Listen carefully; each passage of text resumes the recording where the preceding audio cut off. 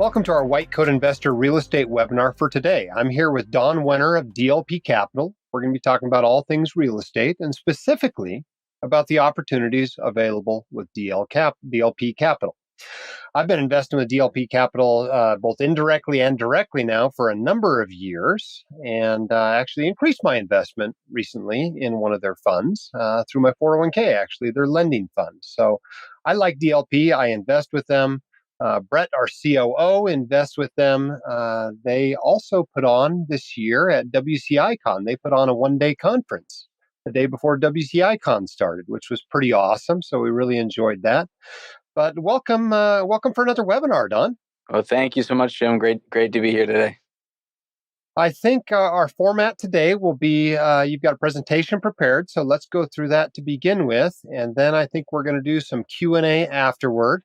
But it's always good to be with you and to hear from you and to hear what's new going on at DLP Capital. I know a number of white coat investors have invested with DLP over the years, and it's been successful for them as well. But let me turn the time over to you, Don, and let you start with the presentation. All right. Well, thank you, Jim. And I'm going to move, considering people are going to be watching this as a recording and they can certainly slow down my recording, I'm going to move a bit fast through a good overview about DLP, what we do, how our investments work. And as you said, we actually have well over 500 members of White Coat invested with us today. I actually think we're over 600 now. So it's been an awesome relationship. We've had the great pleasure working with many great physicians and do today. And hopefully we'll be able to show today, for those of you new to us, why that is and why we've been of interest and a place that many, such as you, Jim, have trusted us to steward some of your wealth. So I'll kick off here. Again, my name is Don Wenner. I'm the founder and CEO of DLP Capital today. DLP Capital, and tell you a little about who we are today, which has evolved over the last now 19 years since I founded the firm. That picture there is the office I'm talking to you from right now in St. Augustine, Florida, our headquarters here. And DLP Capital is a private financial services and real estate investment firm focused on impacting some of the nation's biggest crises, starting with the attainable or affordable housing crisis that we have really across the entire country. As mentioned, I'm the founder of the company, started the company back in 2006. Today, we have over $5 billion in assets under management, nearly $6 billion. We've been one of the 5,000 fastest growing companies in America. This will be our 12th year in a row. We've invested over $10 billion in housing. About half of our money we've invested has been into the development, construction, and operation of housing directly. I think rental communities, multifamily communities, as well as single family communities. And then more than half of our capital now has been invested as a lender, lending money to other real estate developers, builders, and operators who are creating attainable housing. Also, husband to my wife, Carla, there on the picture, and our three boys, Donnie, Alex, and Jacob, who are 12, 10, Alex is 11 next week. So I guess my team got ahead of me there and updated to 11. His birthday is next week. And Jake, who's 2, we live here in St. Augustine, Florida, also spent some time in Asheville, North Carolina. So over the years now, 36,000 real estate transactions. On this picture here, though, on the slide here is the first ever real estate transaction I did. This picture is of a house on 223 Church Street in Catasauqua, Pennsylvania. And you can pull that up on Zillow and verify my story here. But this is the first ever property I bought. And I didn't plan to buy this property. I was actually a real estate agent representing a gentleman who was going to buy this property, renovate it, and sell it. And day of closing, I was sitting at the closing table with this little old lady named Eleanor, who was in her 80s. And she was selling this home. She had already moved out of the home and was living in a assisted living facility. And I met her at closing, and I was waiting for my buyer, Jack, to show up to closing, which he never did because he couldn't get his hard money loan he was going to borrow to buy this house. And when I found that out and I told it to Eleanor that my buyer wasn't going to be able to buy her home, she broke down into tears, told me she was going to get kicked out of the assisted living facility she was living in if she didn't have the money today. The day of that I was sitting there, it was about 4 o'clock in the afternoon, and was completely distraught. And in that moment, I decided I was going to buy her house, and had never to that moment thought I was going to invest in real estate. And I literally left the closing table, literally ran across the highway, which was in front of the office building I was in, and to my bank, which was literally directly across the street. I was looking out the window at my bank, and went into the bank and withdrew a cashier's check for basically all the money I had. I was 20 years old, and I bought this home for $72,000. I renovated it. I sold it to a young family. And then, interesting enough, this is still the out of the 30 some thousand investments we've done. This is the only one that I've ever owned twice. I actually bought it, sold it. Unfortunately, they lost in foreclosure. I bought it again, renovated it again, and sold it again. But all to say, this is where it all began. And even though it wasn't a plan to buy this home, I was hooked after doing so. I solved Eleanor's problem, created a great home for a new family twice, actually, with this house.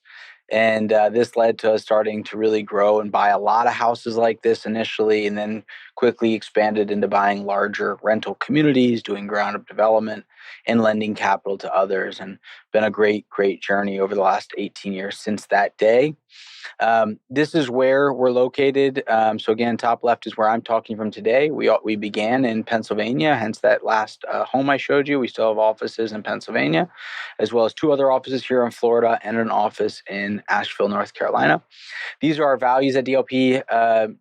Spell out DLP Capital. These are our 10 core values. A really, really important one to us and to all of our investors is stewardship. We take the opportunity and the responsibility of being stewards to the assets you entrust to us very serious here at DLP, and work really hard to not only generate great returns, but to protect your capital, generate consistency, and give you confidence in the money you invest with us. What we do in one single sentence at DLP is we finance the building of thriving communities. Our purpose at DLP is to passionately make an extraordinary impact by transforming lives and building thriving communities. DLP stands for Dream, Live, Prosper. Our mission is to change the nation through the building of thriving communities. And our big, hairy, audacious goal is to become one of the 100 largest private companies in America through the living out of our purpose and the execution of our mission here, impacting over 10 million lives. So this basically means we're going to be about 10 times our current size when we make this list as one of the 100 largest private companies in America. This is how we'll do so. This is what we call our flywheel. This is our business model to how we go about growing the organization. It starts there with our purpose to transform lives through the building of thriving communities, leveraging a way we go about executing on a day-to-day basis, how we set goals, how we achieve those goals, how we drive communication. We call the elite execution system, which is what I wrote a couple books about, building an elite organization and building an elite career. Then we directly steward resources for wealth creators such as you, such as Jim, such as Brett, such as 500 other white coat investors. We then directly finance housing community developers, builders, and operators. We're a lender, in addition to directly acquiring, developing, building, and operating communities. Right now, today, we own about 25,000 residences, rental homes in our portfolio. Our outlook here for 2024 is overall strong. You hear a lot of different things in the news today, but when it comes to housing, rental housing, especially affordable rental housing, market's really solid. We expect to see modest growth in rents this year. So we expect rents to go up 1 to 3% this year, which is around historical averages. We expect rents to go up, even though we're in a time and place here, the first time arguably in history, where the average American now is spending over 30% of their gross income on rent, which is thought to be the peak or the threshold of affordability, which is why we have such a big crisis, because many people in America today, more than half of American renters now, are burdened by how much their rent costs. But despite that, rent is a much more cost-effective alternative to home ownership in this market. which I'll talk about in a moment. Right now, the cost of owning a home versus the cost of renting, it's about $1,298 more per month, nearly double as much to own as to rent right now, in part because of the dramatic increase in interest rates we've experienced over the past couple of years, in addition to the incredible increase of the average cost of a home in America over the past few years. Occupancy of rental housing is really, really strong. 95% occupancy across the country, meaning 95% of available rental homes, rental units are occupied, which is near all-time highs. And despite all of the positives of great demand, rent growing up, great occupancy, is beginning to be some more challenges with people being able to afford their rent, as many are cost burdened.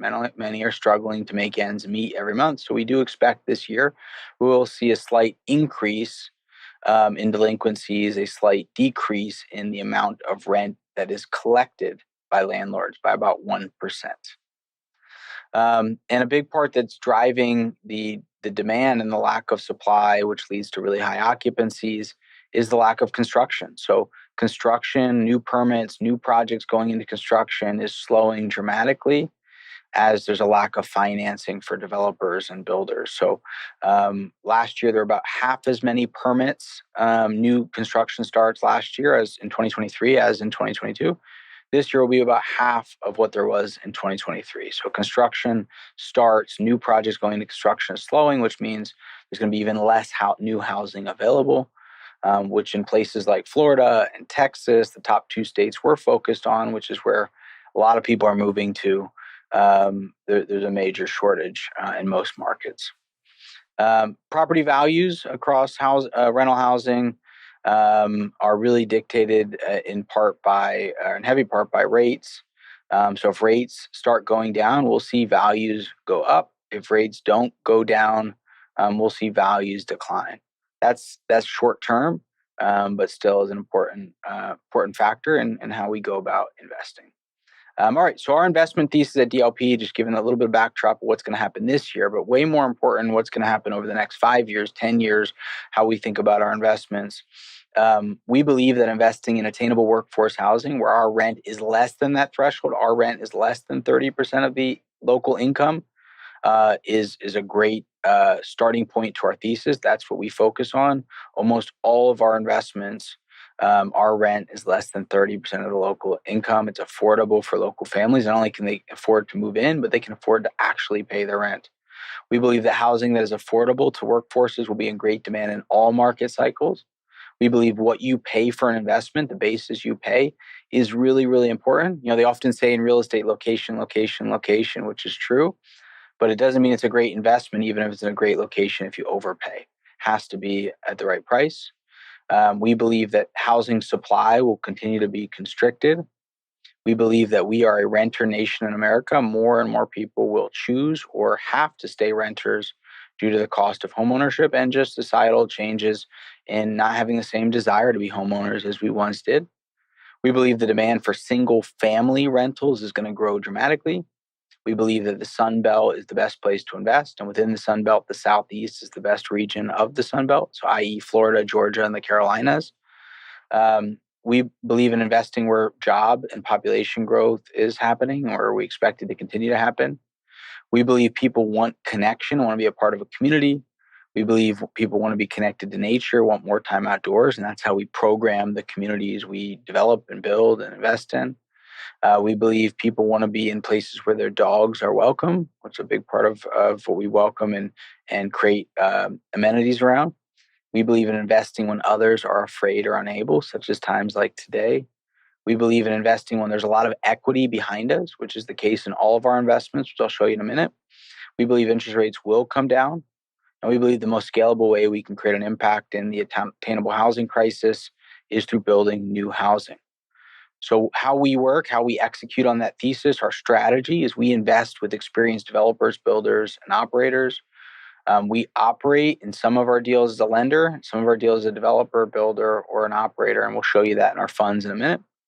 And who invests with us are high net worth and ultra net worth individuals, wealth creators, mostly directly with us.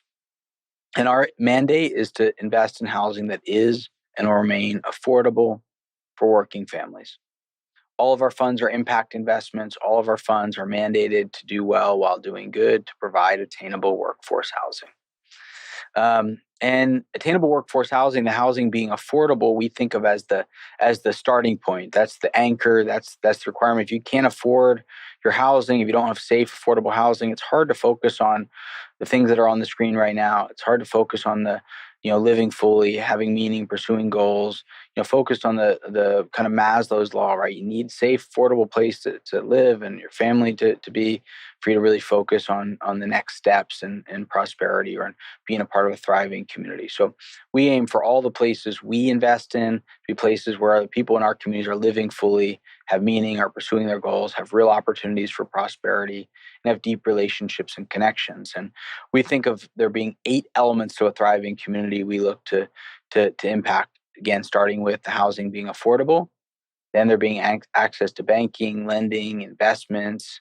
There being companies that create jobs, being deep connection within our residents. I believe in the statement, it takes a village to raise a child, and we want our communities to be that village, deep relationships within our residents with one another. And we program and do events and activities and to bring our residents together. Education, family, God, church, ministry, healthcare, nutrition, wellness. So we think of those as the elements of a thriving community that we look to program into with other programming, other wraparound services with each of our communities to really provide full all the full elements of a thriving community for all of our 85,000 residents that live across our properties.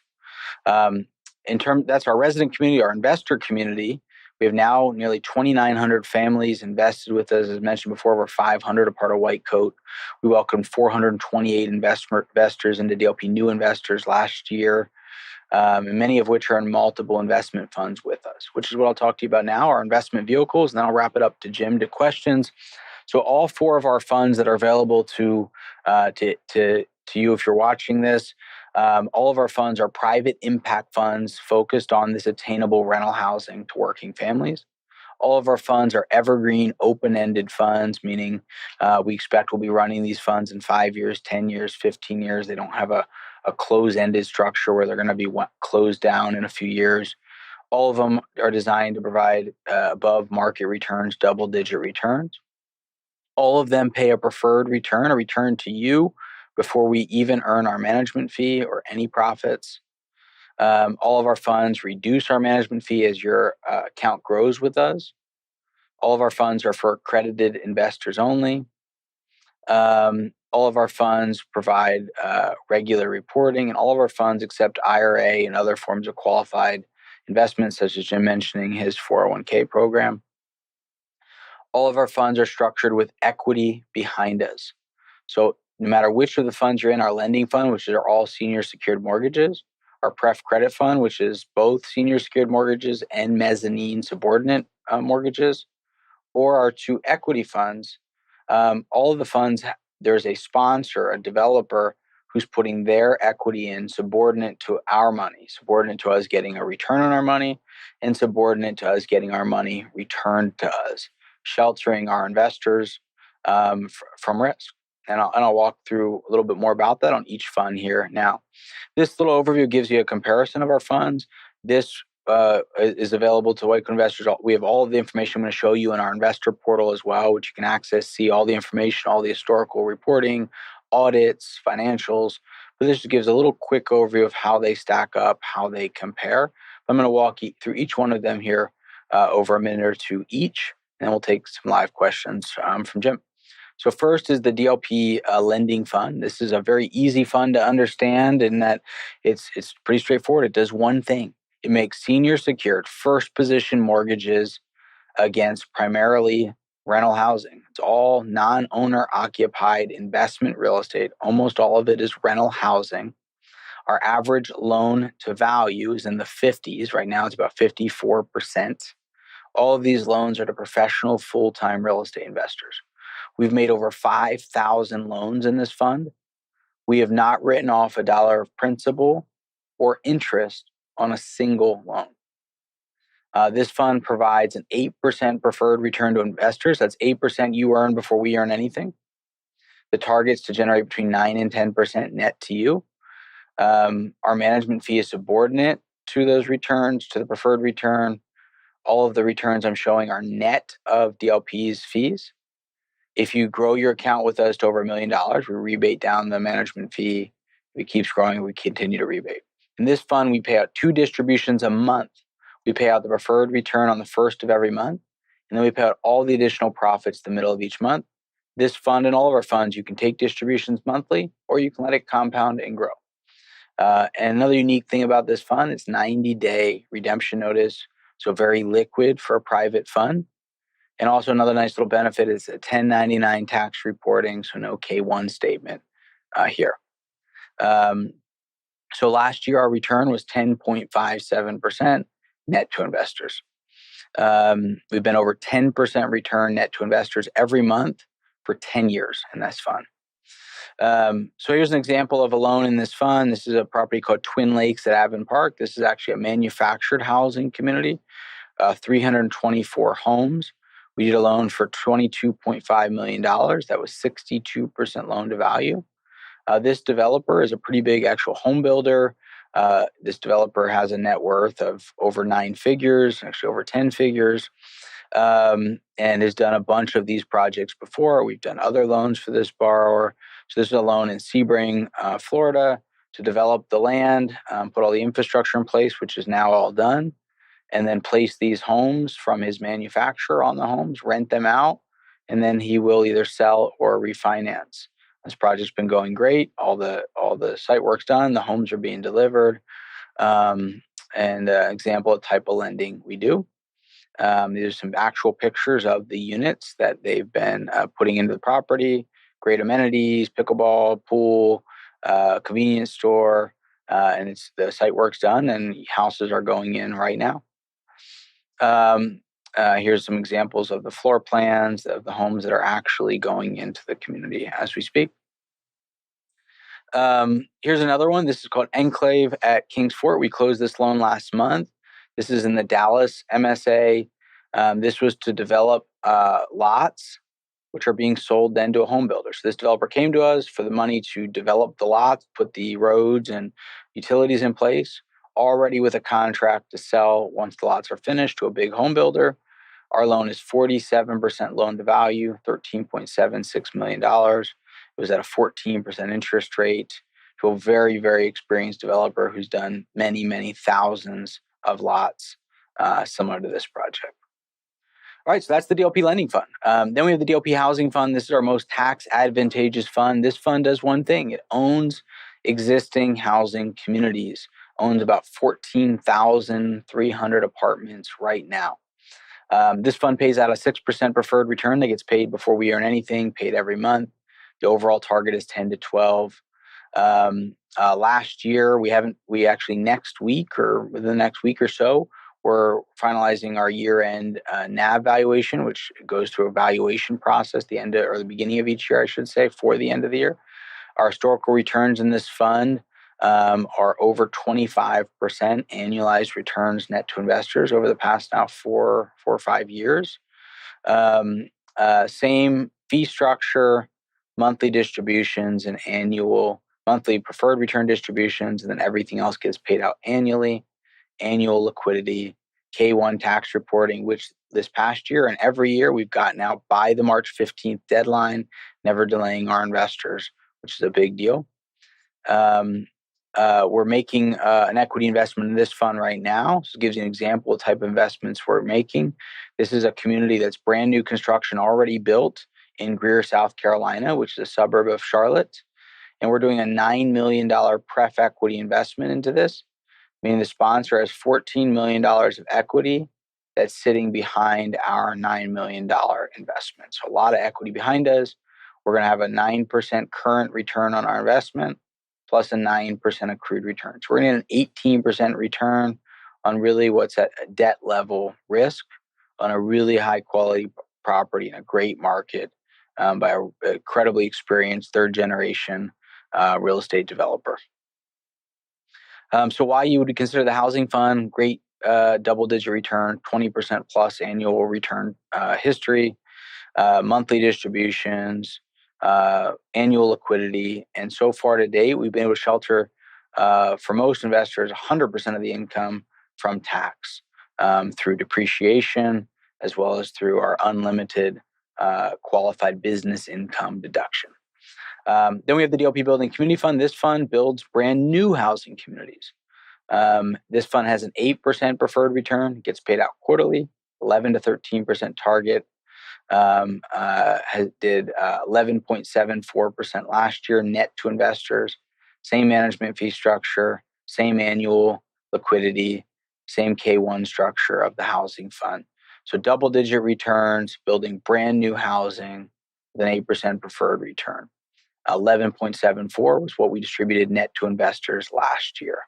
This is a fund, again, building brand new housing. The biggest need, biggest way we can impact this crisis we have in most markets, we need to build more housing, and that's what this fund does. This is an example of one of the products we're building. These are what we call living fully connected cottages. These are single-family homes connected through a garage, 2-car garage, first floor master bedroom, 4 bedrooms, 2.5 bathroom with a fenced yard. It's a product that's very, very attractive to families, cost effective for us to build, which means we can deliver this community at really great rents, full set of amenities in the community: pool, clubhouse, walking trails, pickleball, etc. We're building this product in a community in Kingsland, Georgia right now, in the top of this picture, and then there'll actually be an RV resort on this property as well. So here's an example of one of the properties in this fund, Dream Winter Haven in Winter Haven, Florida, south of Orlando. This investment to build 280 units across 17 buildings. We're in vertical construction right now. There's some of the pictures from a couple weeks ago of all the infrastructure that was going in. That's now done. They're now going vertical as we speak. Here's another property. This is actually literally outside the windows of my office building. We're going to be building 209 units here in St. Augustine, Florida. We're going into vertical construction here, or I should rephrase, we're going into horizontal construction here momentarily, and vertical construction soon after. This is part of a master plan community, 209 units, building into a little over $250,000 a door. In St. Augustine, Florida, which is actually the fastest growing county in America, believe it or not. And then finally, we have the DLP Preferred Credit Fund. This fund has the highest preferred return of any of our funds, 9%, 10 to 11% target, did just under 11% last year, 90-day liquidity, just like our lending fund. And this fund makes mortgages and second position loans to our highest quality borrowers. We've never even had a delinquency in this fund's history. So great track record, generating double-digit returns with all the income distributed monthly out to investors. And then finally, if you want to be in arguably our lowest risk profile, you can invest as a fixed note holder, get an exact fixed return, know exactly what you're going to earn on your investment, take distributions every month or let it compound and grow. We're paying out 9% 3-year fixed notes, which is pretty cool. If you were compounding those returns and you say you invested $500,000, you'll know exactly how much money you'll have in a year, exactly how much money you'll have in 2 years, exactly how much money you'll have in 3 years. Or again, you can take the distributions every month. All right, so that's our investment funds. For anybody interested in learning more one-on-one, you can use this QR code. We had a great team of investor relationship managers. We call them investor success managers, dedicated to providing you great support, answering your questions, providing insights and direction, helping you decide if any of our funds could be a fit for you and your family. And with that said, Jim, I'm going to open it up to questions. All right. Thanks so much for a great presentation, Don. Well done. Let's start with a question about values. You talk about the steward mentality at the company, and what do you do in an ongoing way to foster that? Yeah, thank you, Jim. So I'd say, first big thing is, we operate as if it's our money, and the way we think about it, it really is our money. And I'll give you a real life example of that. In the DLP lending fund, which we've made over 5,000 loans out to real estate investors, I mentioned we have never written off $1 of interest or principal. Well, one of the reasons we've never written off a dollar of interest or principal is if a loan gets to the point of going into foreclosure, which happens every now and then, we have to take that property to foreclosure, which means we're going to have to take ownership of the property. We actually buy that loan from the fund for 100% of what's owed.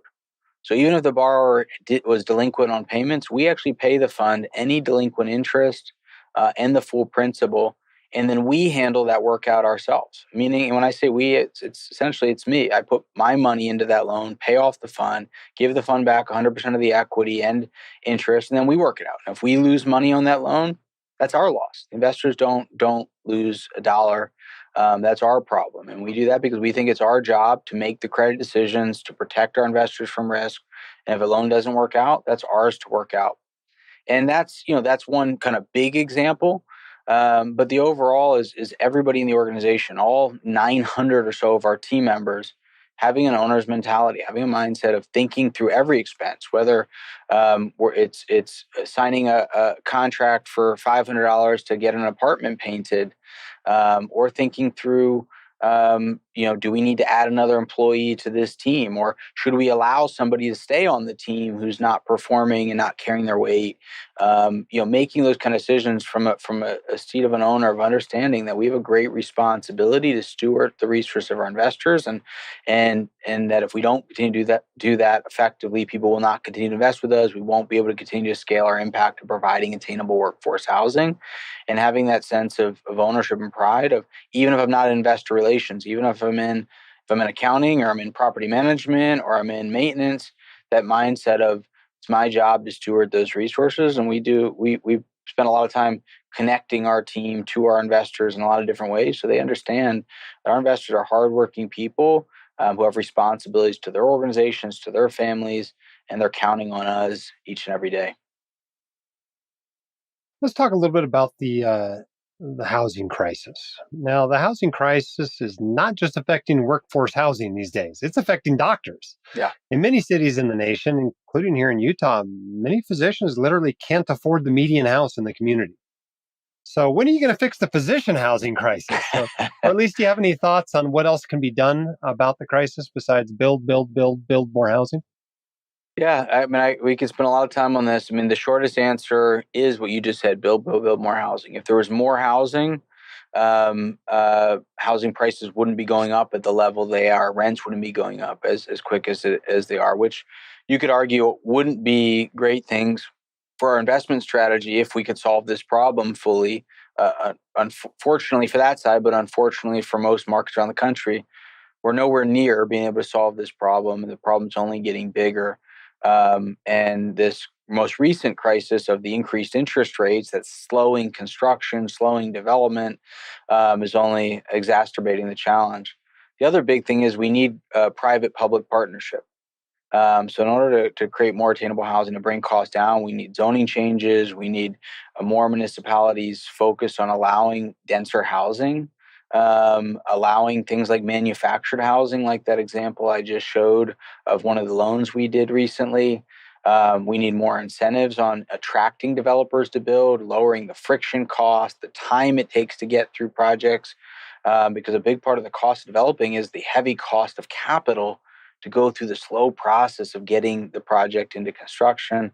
So it's going to take public-private partnership to really solve these problems, and create more housing, bring down the cost of housing, the cost of fees and expenses that go to local municipalities. And in the nicer neighborhoods, the wealthier communities, those costs become really exorbitant. The number of people who have their hands out to get paid by the developer in order to get that project off the ground, to be able to provide kind of that mid-level housing that probably you're talking about for many physicians looking for a nice, depending on where you're in the country, 4 or 5, 6, $700,000 home. So much money goes into the cost just to get the land to the point of being able to build a home in many parts of the country. Yeah, I know there's a lot of docs in some cities that would love to find a $700,000 home, but Agreed. the empty lots cost more than $700,000. So, Exactly. um, you know, uh, stepping back and looking at the options for an investor, investing in credit versus equity these days. Obviously, you have funds that do both of these things, and so You've got a little bit of a bias here, but if you were an objective investor, which one are you more excited about right now? Which one seems more attractive to you right now from an investment perspective? It's hard to not love credit today. The risk today, I mean, we all know it's a more volatile market today than it's been in a while with the interest rate environment and what that's caused in the banking sector and so forth. And we also own a bank as well, and actually buying another bank right now. And so we know the banking side really, really well. Um, but the credit side's hard not to like.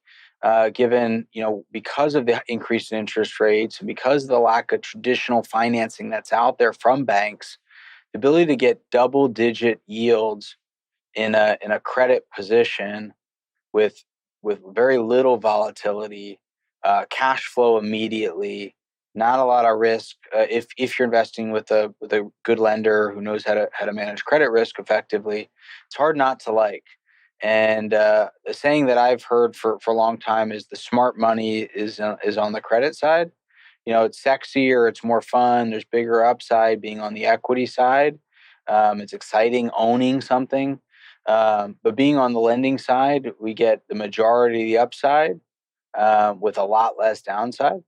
But I'd also comment that our equity funds are kind of I would consider it more of a mix between debt and equity because there's always subordinate equity to us that shelters. So I'll give you an example right now. It's not one I love in the respect that I'm not I'm not happy about this for some investors. So we have a deal right now in Texas where we have about a $15 million equity investment into a really nice apartment community. But due to some of the challenges with the interest rate environment, um, uh, uh, the we did the deal as pref equity with a sponsor, so with a syndicator, a sponsor who went out and raised money into the deal. So we put $15 million in, our money in first, our money ahead of the sponsor's equity. Well, the sponsor raised $5 million of equity from individual investors, probably some doctors, and their equity is sitting behind the lender and behind our $15 million. Our $15 million gets all the cash flow first.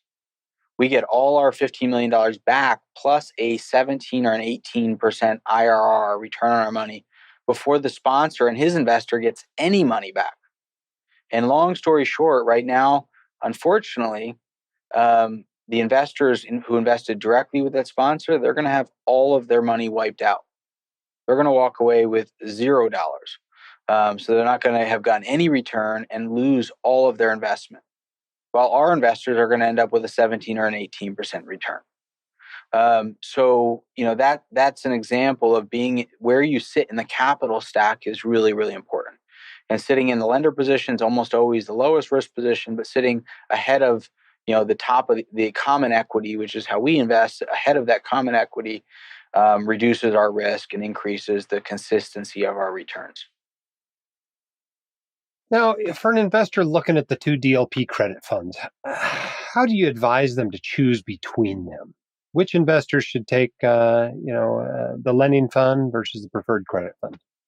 It's really a personal opinion. There's some investors who, if I was having a conversation with, there's no convincing them that not being the senior secured mortgage could be lower risk, and that's a valid opinion. Say, hey, if I'm the first position lender, senior secured every time, that's the lowest risk position, and that's a fair argument. And again, we've got a 10-year track record, 5,000 plus loans, never written off a dollar of principal or interest on a loan. So that fund's got a long track record, long history of performing really, really well. The preferred credit fund's only about 2.5 years old, but has had also a track record of generating double-digit returns in every period. And I could easily sit there and argue with you it's a lower risk position because we only do pref equity with the top, I'll call 10% of our borrowers who we would do pref equity with. We only do it on the highest quality real estate with a lot of equity behind this. Every deal we've ever done but one has had a few $1 million of equity behind our loan. So we've never even had a borrower go delinquent in the preferred credit fund. A lending fund will generally have 2 or 3 or 4% of our loans in delinquency. It's part of lending. Preferred credit fund, because of the quality of borrower, we're able to choose from there with offering subordinate debt, I could easily argue with you that it's a lower risk position than our senior lending fund. So I'd say it's kind of an opinion, but the practical reasons why you would choose one or the other, if risk wasn't the deciding factor in your mind, the preferred credit fund has a 1% higher preferred return. We expect to generate 1 or 2% higher returns. The lending fund does have a 10-year track record, though, of a really great consistent returns, which is, even putting risk aside, a 10-year track record is hard to argue with. Of course, we all know the legal statement: past performance is not a guarantee of future performance. But those would be some of the factors people think about when making a decision. And then finally, the last part of it that people often make their decision on practically is pretty simple. They come, especially once they have a relationship with us, very often the conversations are, they talk to their investor success manager and they simply say, which of your two credit funds is going to deploy my money the fastest? And that's often what they actually choose based upon. And the great news right now is both funds are deploying the capital within a few days. How many securities or notes or loans or whatever you want to call them are in each of the two funds? How many are in the lending fund right now, and how many are in the preferred credit fund? Yeah, and that's a great point that I didn't probably explain enough when I said about a 10-year track record versus 2.5. So the lending fund is a bigger fund. We've been running that fund for 10 years, which means now it's about $1.1 billion in total loan amounts, and that's across around 400 different loans across over 1,000 different pieces of real estate. The preferred credit fund is only 2.5 years old. It's a much smaller fund. It's only around $100 million in total assets, and that's across 25 different loans and 50 to 75 different pieces of real estate. So still a lot of diversity, but not nearly this level, as much diversity as the lending fund being. It's a longer time frame and larger size. Let me ask you a few questions about fees and terms. Is there a catch up on your promote, or do you only get 20% of what's earned above the preferred return?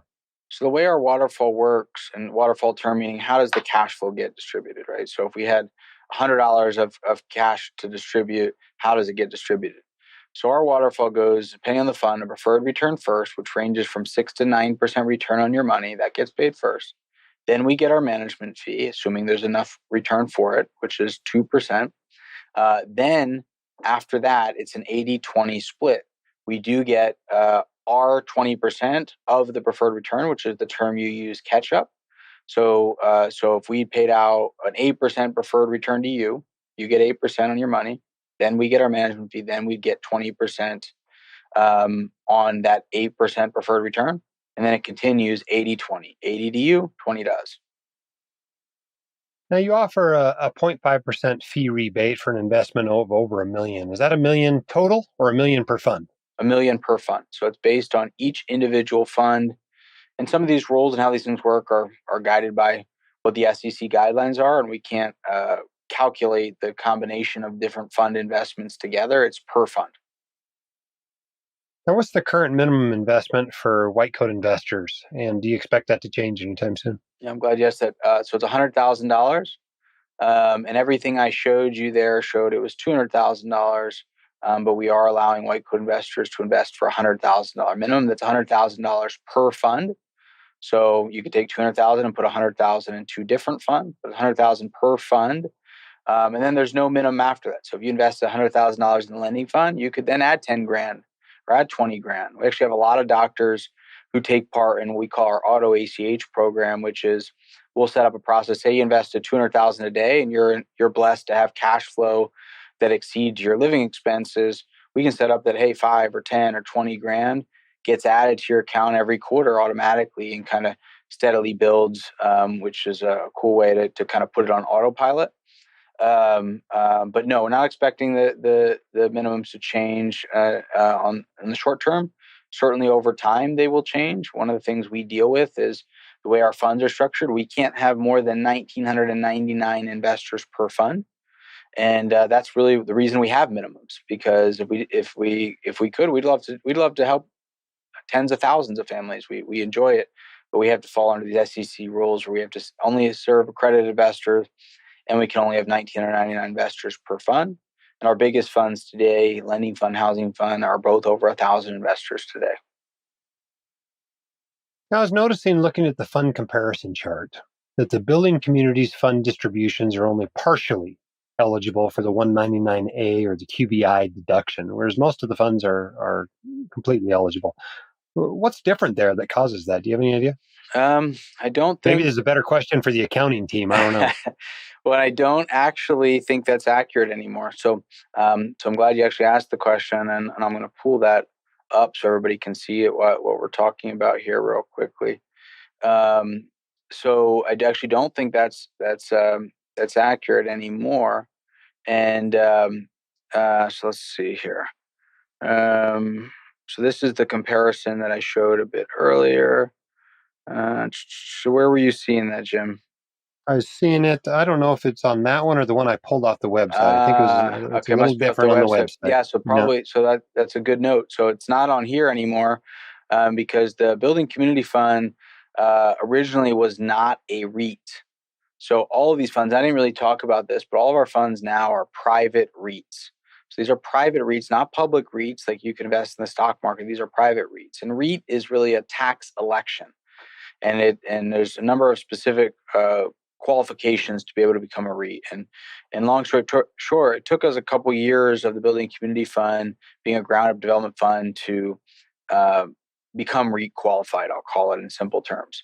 And one of the big benefits of being a REIT is that there's an unlimited qualified business income deduction, Section 199A, as you mentioned. And what that means is whatever your marginal tax bracket is. So if you were at the top marginal federal tax bracket of 37%, you get a 20% reduction in that in our funds. You'd be taxed at 29% instead of 37%. So now all of our funds are private REITs, and they all have unlimited qualified business income deduction. Yeah. Now, I just got my K1 for the housing fund for 2023. Again, So you the got to ordinary stop this business share. income Zippo.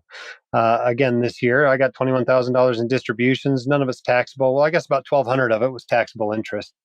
But what could change in the future that would make the housing fund less tax efficient? So the answer to your question is, so far, to best of my knowledge, in the housing fund, all investors have not had any taxable income while they've been invested. We've been able to shelter all of the income from tax through largely through depreciation. So what could happen that would make it less tax efficient over time?